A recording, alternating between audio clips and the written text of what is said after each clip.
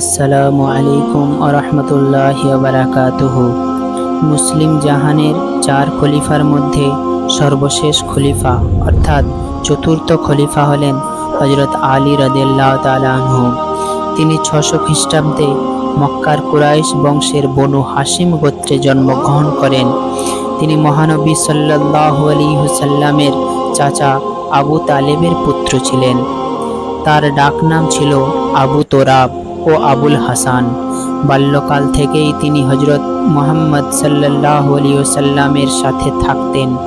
মহানবী সাল্লাল্লাহু আলাইহি ওয়াসাল্লামের প্রতি তার অগাধ আস্থা ও বিশ্বাস ছিল।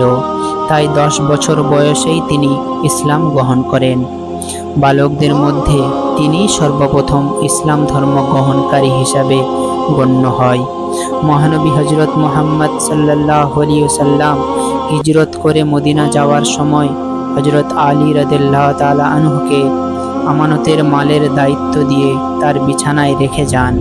জীবনের ঝুঁকি থাকা সত্ত্বেও তিনি এ দায়িত্বটা সঠিকভাবে পালন করেন। মহানবী সাল্লাল্লাহু আলাইহি ওয়াসাল্লাম এর দায়িত্বের চেয়ে তিনি নিজের জীবনকে তুচ্ছ মনে করেন। আমরাও তার আদর্শে অনুপ্রাণিত হই। হযরত আলী রাদিয়াল্লাহু তাআলা আনহু ছিলেন অসাধারণ শক্তির অধিকারী। তার নাম শুনলে কাফির মুনাফিকদের মনে ভয়ের সৃষ্টি হতো। বদর যুদ্ধে অসাধারণ বীরত্বের জন্য রাসূল সাল্লাল্লাহু আলাইহি ওয়াসাল্লাম তাকে জুলফিকার তরবারি উপহার দেন। তারপর খয়বারে কামুস দুর্গ জয় করলে হযরত মুহাম্মদ সাল্লাল্লাহু আলাইহি ওয়াসাল্লাম তাকে আসাদুল্লাহ বা আল্লাহর সিংহ উপাধি প্রদান করেন। এছাড়া হুদায়বিয়ার সন্ধিপত্র নিজ হাতে তিনি লিখেছিলেন।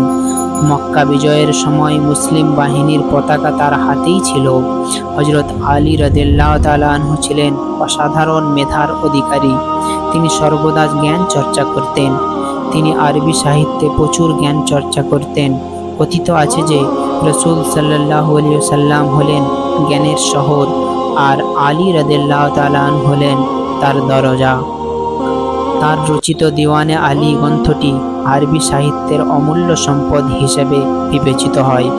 হযরত আলী রাদিয়াল্লাহু তাআলা আনহু সারা জীবন জ্ঞান সাধনা করার জন্য সম্পদ উপার্জন করার সময় পাননি।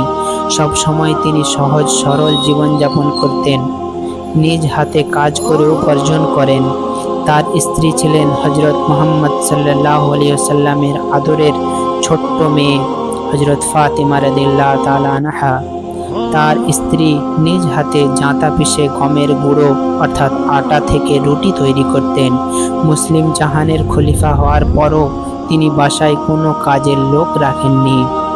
আজকের ভিডিওতে এই পর্যন্তই। আশা করি ভিডিওটি ভালো লেগেছে। যদি ভালো লেগে থাকে অবশ্যই লাইক, কমেন্ট, শেয়ার